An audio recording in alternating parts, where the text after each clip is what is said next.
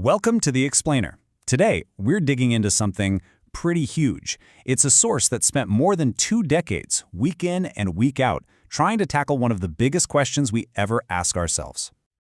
Yeah, that question. It's been with us forever, right? Now, just to be clear, we're not here to give you the answer, but what we are going to do is look at this really unique source that's been gathering what it claims is evidence for a very long time. 26 years. Think about that.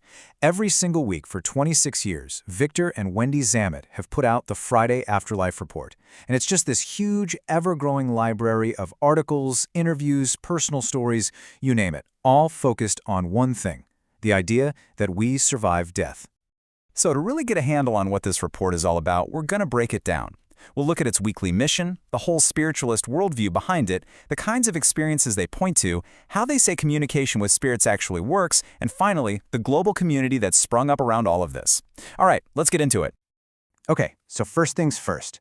What's the point of this whole report? Well, they're super upfront about it. Their stated goal is to promote something they call psychic science, basically to collect and spread information that they believe supports the idea that we go on after we die. It's a really clear, very focused mission.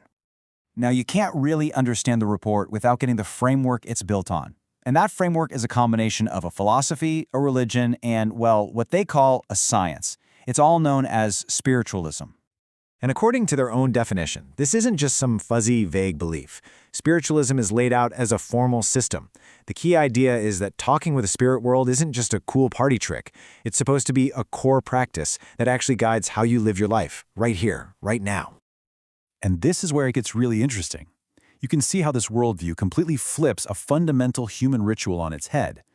The source material draws this sharp contrast, right? You've got the traditional funeral, all about mourning and loss. And then you have the spiritualist version, which they describe as a bright celebration, a celebration of someone being liberated into a fuller life. Okay, so if that's the worldview, what's the evidence?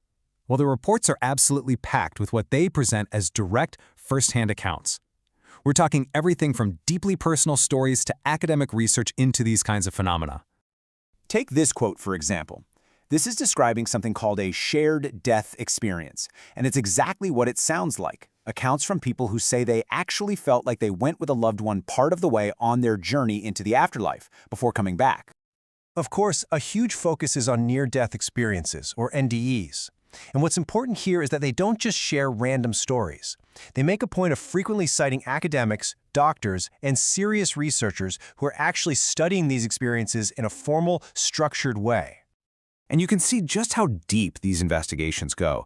This comes from an interview with a researcher, and look at the questions they're asking. They're not small questions. They're tackling huge ideas about consciousness, what reality even is, and, the purpose of life itself. Okay, so if the core belief is that communication is possible, then the next logical question is, how? How does it supposedly happen? Well, the source material lays out a whole bunch of different methods. It really boils down to 3 main categories. First, you have communication through a person, a medium. Second, there's using technology or instruments. And third, you've got those direct personal experiences we just talked about, like NDEs. Now, one name you see pop up all the time in these reports is a spirit teacher called Silver Birch. The story is that he communicated through a medium named Morris Barbanel, who was in a trance for more than 50 years. His teachings are quoted constantly as this major source of spiritual wisdom. Then you get into something called physical mediumship. This is where the alleged spirit interaction isn't just words. It's said to create physical, observable effects, things you can see and measure. And the skull experiment is a big one they point to, as a more modern 5-year investigation that tried to document these kinds of claims under controlled conditions. And then there's the tech side of things, which is pretty wild. It's called instrumental transcommunication, or ITC. And this is all about using electronic devices, like radios, to try and record voices from another dimension. It's this really fascinating blend of spirituality and modern technology. So we've talked about the philosophy, we've talked about the evidence, but the report shows something else, something really powerful. There's a huge, active, global community that has grown around these ideas. And they're not just reading about it, they're actively practicing this stuff every single week. I mean, just look at this. Every week, the report lists tons of free Zoom groups. People from all over the world are jumping on to practice developing mediumship, to study spiritualist books, to share their dreams, or just to hang out and talk with people who get it. It's a whole online ecosystem. So what's the big takeaway from all this? When you boil down 26 years of these weekly reports, you get this central message. It's a worldview built entirely on continuity. That love is immortal, and that death, well, death is just a horizon. It's not an ending, just a point where your view changes.